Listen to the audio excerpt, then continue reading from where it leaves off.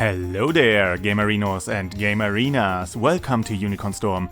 This is Rady, and I'm here to tell you whether or not Persona 5 Strikers is worth your while. I never really got into this whole Dynasty Warriors franchise. I played one or two of the games a few times with a friend, but I don't own a single one, and well, it just wasn't for me. Which is funny, because I did play a lot of the Musou style Warriors spin-off games. I played Pirate Warriors, Dragon Quest Heroes, Hyrule Warriors, both of them, and I own the first one in like 3 different versions. I played Fire Emblem Warriors, Heroes, I don't know.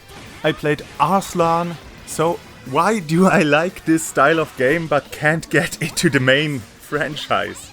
It's not that the War of the Three Kingdoms doesn't interest me. I haven't read it yet, but it seems to be something I can get at least some enjoyment out of. I guess the thing that draws me to these spin-off games is the fan service, coupled with action-packed, high-octane mass murder or something, I guess. And I think it helps that I can play pretty much any character of a franchise. When it comes to Musou spin-off games, there are 3 categories, I'd say.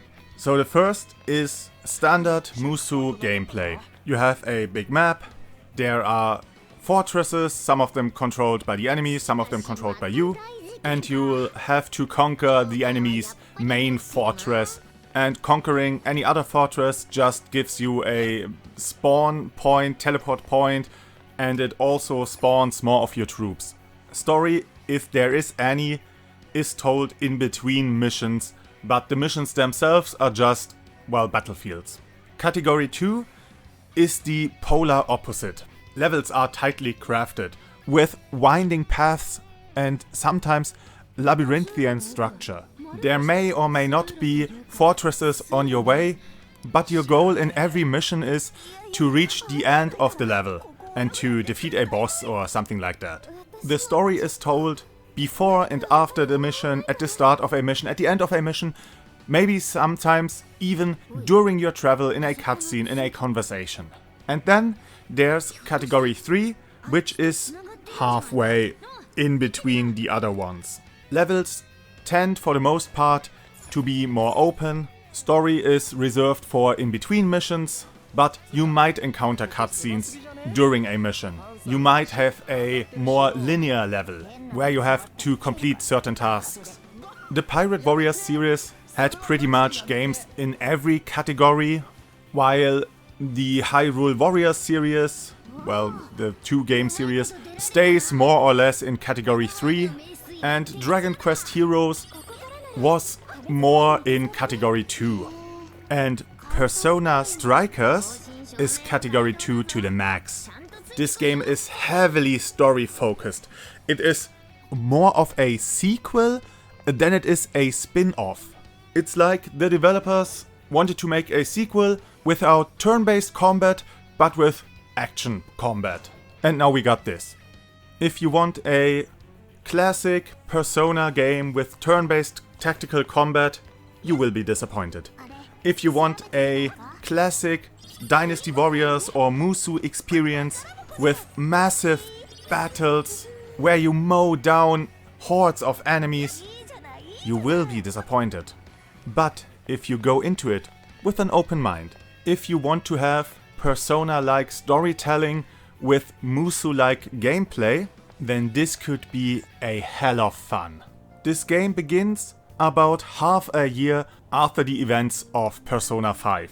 Your unnamed protagonist, whose canon name is Ren Amamiya, visits Shibuya for his summer vacation to hang out with the gang.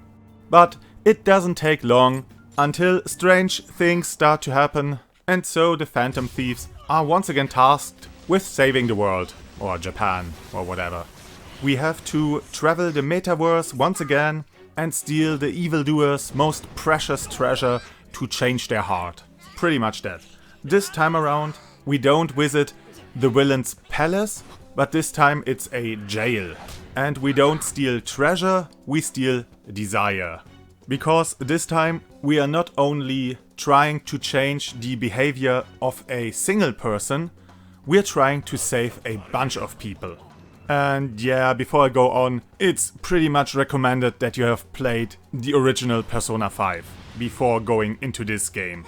We have pretty much the whole team from the previous game, right from the start, and they all behave like we would expect.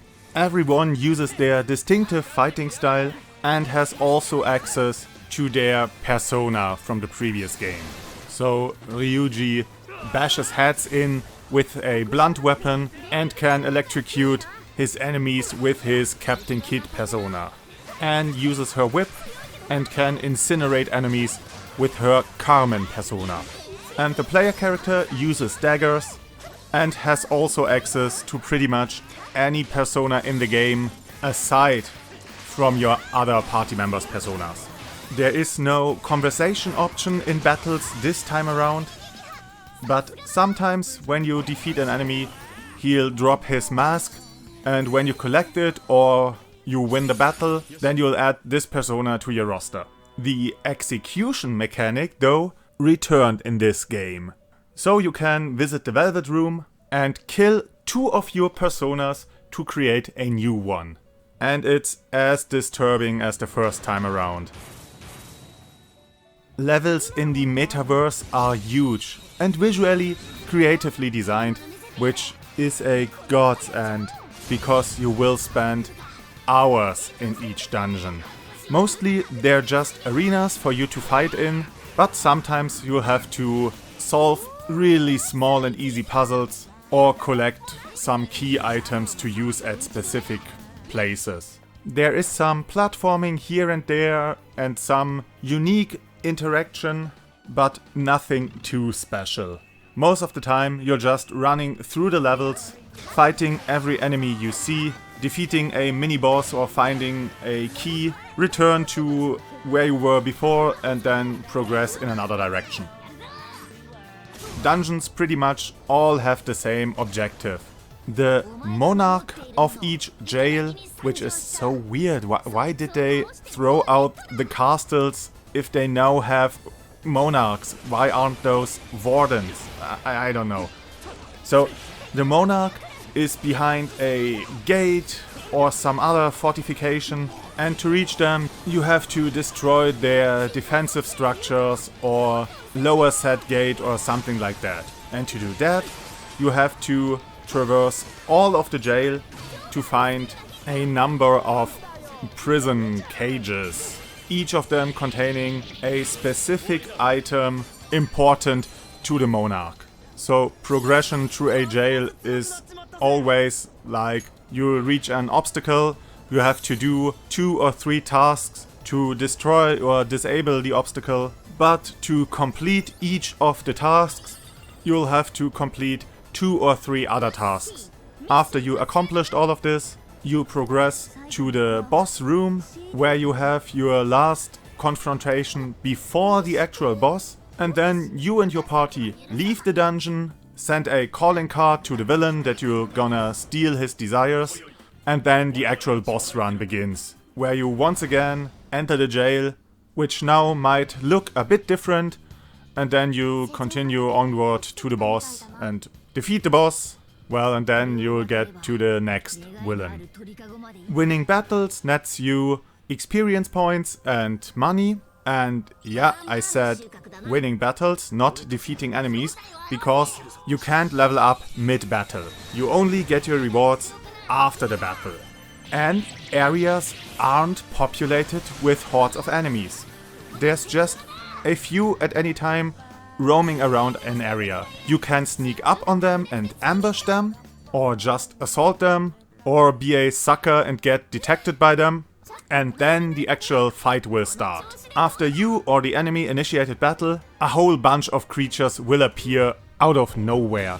Sometimes it's a group of about 10 enemies, sometimes it's 20 or 30, and well, yeah, there are some battles where you can't count all the enemies. But most of the time, it's smaller groups with tougher enemies. You also don't inflict massive amounts of damage, and you're not able to withstand much damage. Some well-placed blows and you're done for. Aside from the iconic Musou standard attack and special attack combos, the game really plays more like an action RPG, just a bit faster paced. You'll have to watch your and your party members' health, and you have to look out for enemies casting spells, because they can abuse your weaknesses as you can theirs. So if you fight against ice type enemies, you can cast a fire spell to inflict critical damage and also to stun them, so that you can use a iconic Persona standoff finisher. Some enemies are a bit tougher and you'll have to exploit their weakness more often to get an opening for a finisher attack.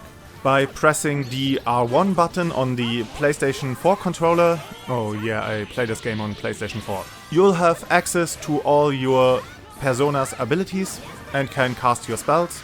By pressing L1, you can use your ranged weapon, and the rest is typical Musou combat with some Kingdom Hearts style environmental interactions. So you perform different finishing blows depending on how often you pushed the standard attack button. And if your combo was long enough, your persona will join your finishing attack and cast their signature spell without the use of magic points. By pressing the circle button, you can perform a phantom dash to reach higher places or some special objects, and sometimes you can press the triangle button to perform a unique interaction. A spin attack, or having an object explode, or using a skateboard. Pretty much anything goes.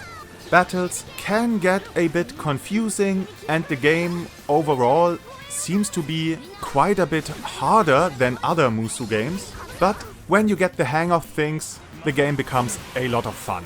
The game isn't just mindless killing though. About half your playtime will be watching cutscenes or reading text boxes. So everything you'd expect from a Persona game.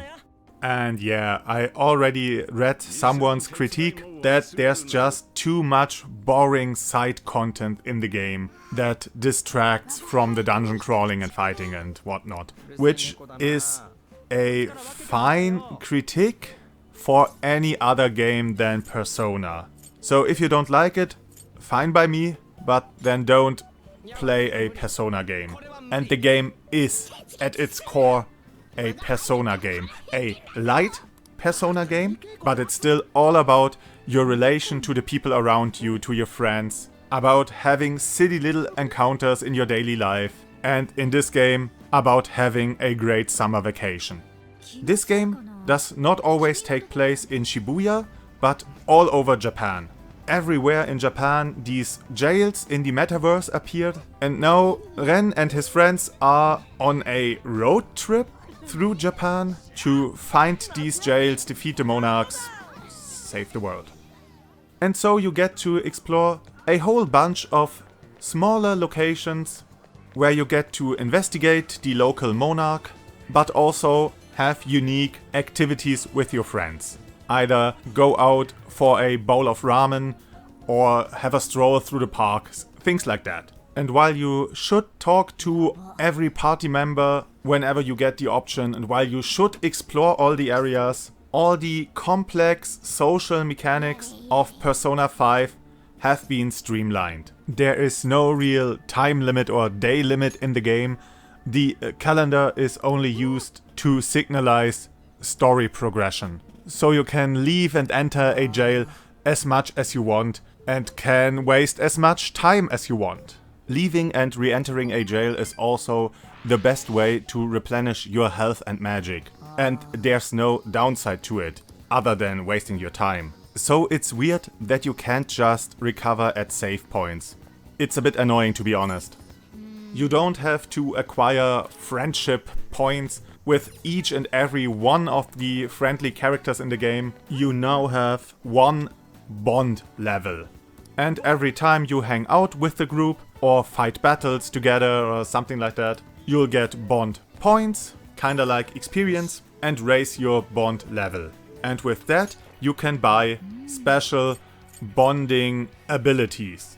some of them more appropriate than others. You can get bonding abilities that raise your stats, you can get bonding abilities that raise your persona stats, but you can also get bonding abilities that are related to a specific character. So there's one ability that helps your new party member Sophie to get better items for her online store, or an ability for Futaba to support your group even more. In the previous game, getting closer with one person often resulted in the main character receiving some special effects.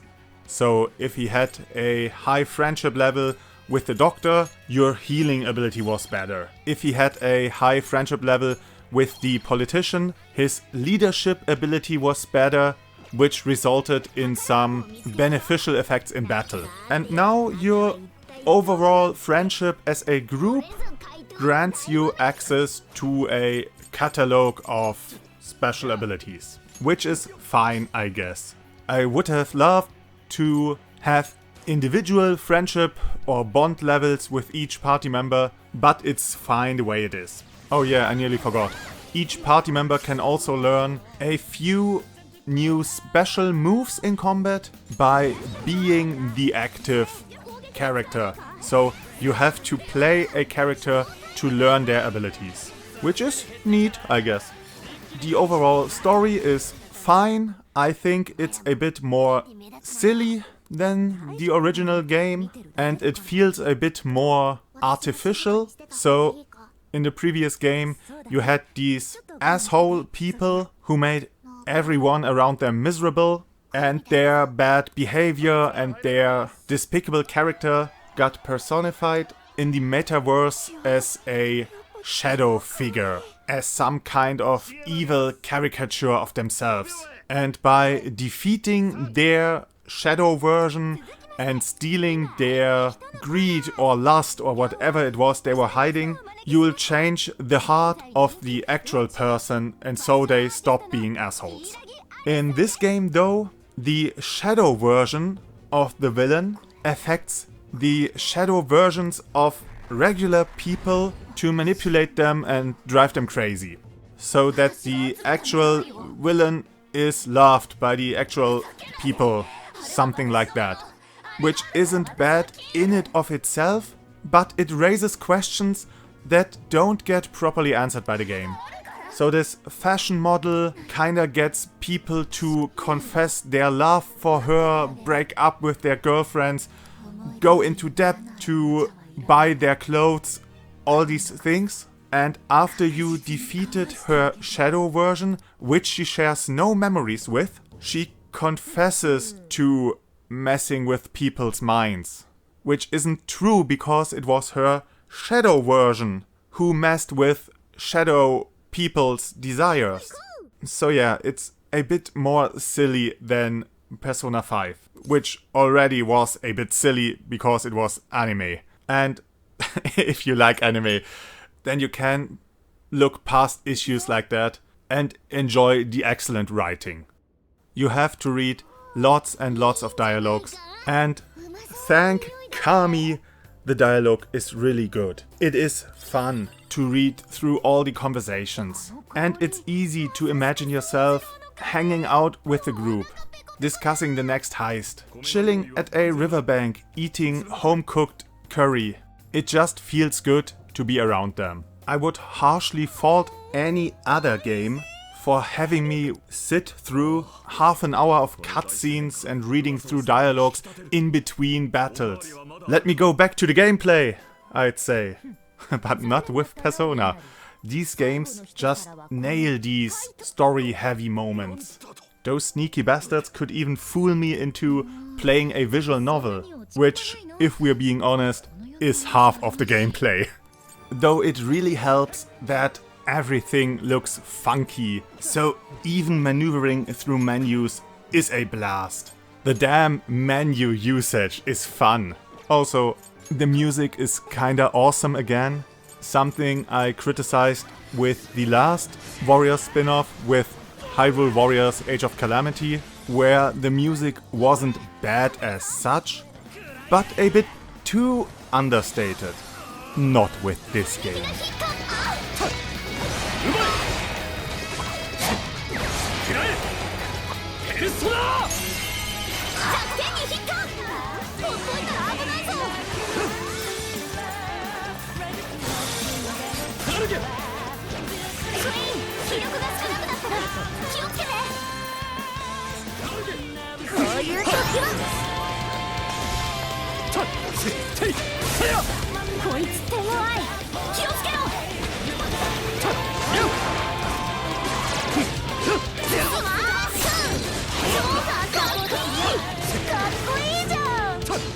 You'll get original and remixed compositions from Persona 5 and also new songs that are as good and as funky as in the previous game. Even if some boss fights are frustratingly hard, the music alone keeps you going. So yeah, Persona 5 Strikers, is it worth your while? I'd say yes, if you want more Persona 5. And if you don't mind having a more frantic combat system. So with that, I wish you adieu. Have a great day. That's it from Rady, and I hope to see you again on the next game. よしその技で次も頼むぜ。大勝利イエーイ。オーケー出発だ。